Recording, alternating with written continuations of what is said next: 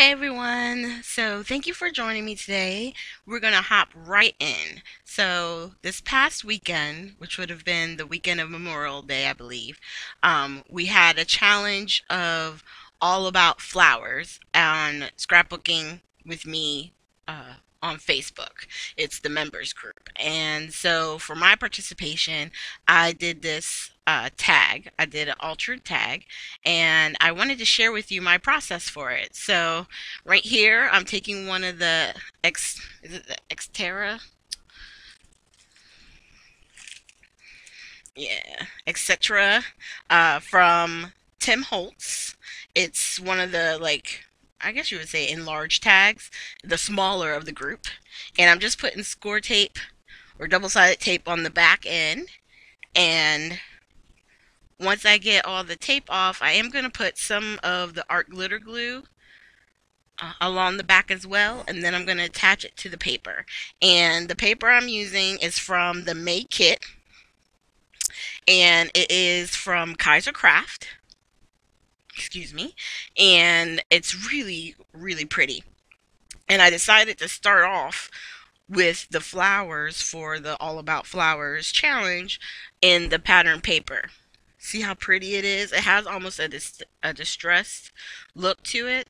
I thought it would work perfect. So then I'm just taking my X-Acto and I'm going along the edge of our tag to cut it out. It makes it nice and easy. It's nice and quick. Sorry, part of it is off. This tag is so huge. Um, I can't get the whole thing in the screen, and I had to hold it a certain way in order to cut it. Alright, so once I have it cut, I was thinking about taking the hole out and using the piece that comes with it, but I liked it being solid, so we're just going to leave it like this. And the next step I wanted to do, I was deciding to go around the edge, but I also wanted to kind of just to stress it a little bit. You know, this is an awful, it's very thick chipboard, so it's not like I'm going to be able to do that much damage, but the paper, any little bit that's hanging off the edge, I'll be able to get it to distress a little bit, you know? I think if you want big distress, then just make your paper a little bit larger so that way you can really like rip and tear and do all that kind of stuff if you want more of that. And then I'm just going around the edge and I'm hitting it with the walnut stain. Not walnut stain. I believe it's vintage photo. Yeah, the vintage photo uh, distress oxide inks. Just to give it a little bit of a distressed edge. And then normally at this point I would do the clear gesso over the whole thing, but I didn't want to do the clear gesso over everything. I wanted to put 3 areas of embossing paste, and then I was going to put the clear gesso kind of around because I want to use color, and I want some of the color bloom spray I'm going to use to stain, but in some areas I want it to stain and yet leave it to where you can still see that pattern underneath. So we're just going to pick it up, lay it down, try and get a nice even yet not complete look with the pattern. And this tag is so big, you could really, I could have covered the whole thing. But like I said, there's spots that I wanted to use that clear gesso. So very, very important to note, once you're done with your stencil and the embossing paste, make sure you take your uh, palette knife and the stencil and go wash it off, which is what I'm going to do right here. And then when we come back, we'll start with the clear gesso, which is right now. And I'm just going around hitting some of the edges, going a little bit into some of the embossing paste area. Not a whole lot. I just want certain areas so that way we get peaks of that pattern paper coming out as we, do our sprays. And luckily with the video, obviously we can kind of make time go a little bit faster. But just keep in mind, You're going to have time for things to dry. When you try to force it to dry faster, sometimes the embossing paste that you use might bubble up, and if that's not the look you're going for, you're going to want to let it air dry. Okay, so once everything is dry, we're going to get our cubby out and use the Color Bloom sprays. And at first I just sprayed and then I was tapping and I realized I wanted it to move a little bit more. So I decided to grab a spray bottle.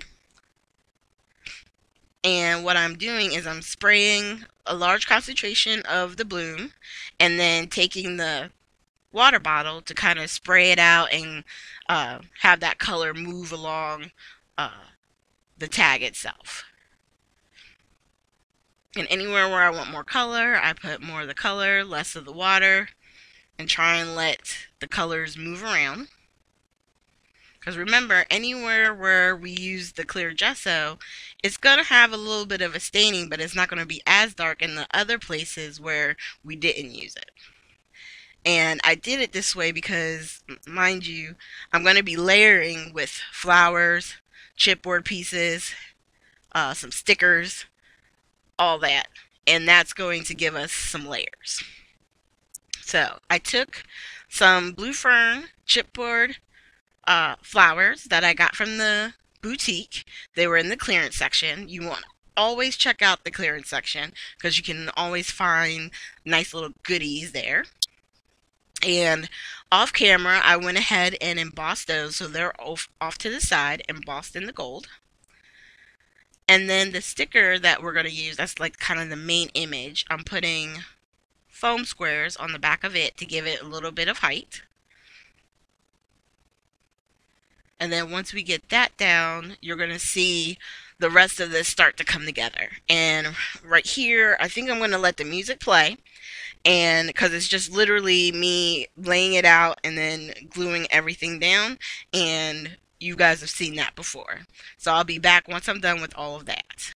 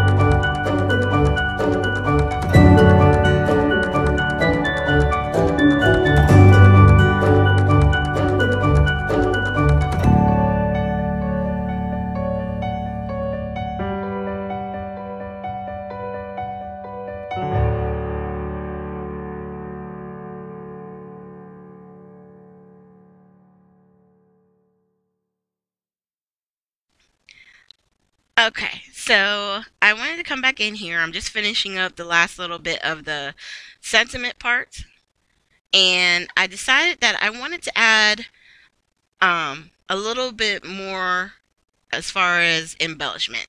And I have this liquid glue, and it's by Deco Foil. And what you do is you can put it onto projects, either like if you do it kind of like the Nuvo drops where you're doing the droplets, it takes longer for it to dry, and you want these to dry, they say, for 1 to 2 hours before you attach your foil. So this is obviously it's a foil product, and this glue, when it dries tacky. So then you're able to take and place the foil on top of it, and you'll get, it almost looks like little gold dots, all over the paperwork or all over the project. But you got to wait for it to dry, because you'll see as I go to start putting the foil on, and excuse my cup over in the side, I needed a drink and I forgot it was in view of the camera, but you'll see like right there, it was still so wet, it pulled the entire piece off. So I decided to just keep going on a lot of the little bits and get what I could down on the ones that were dry. So that way those would be done. And then you'll see towards the end, I go back to that spot so I could put a dot back down, and I let it dry a little bit, and then I'm able to attach my gold foil to it. And what I'm doing is as though I'm laying it down on it, but I'm also trying to go around the little droplets that I've created, so that way it's not just the gold on top, I'm trying to get it on the sides as well. So right here is where I squeeze a little bit, like I'm not trying to do a big dome, just enough so that way it'll dry quickly, and before I'm done I'm able to do my gold bits. So I'm trying to get it to dry, and then during this point where I'm showing you all the little gold droplets that I'm doing, I'm also thinking, you know what, I could do a little bit more with this.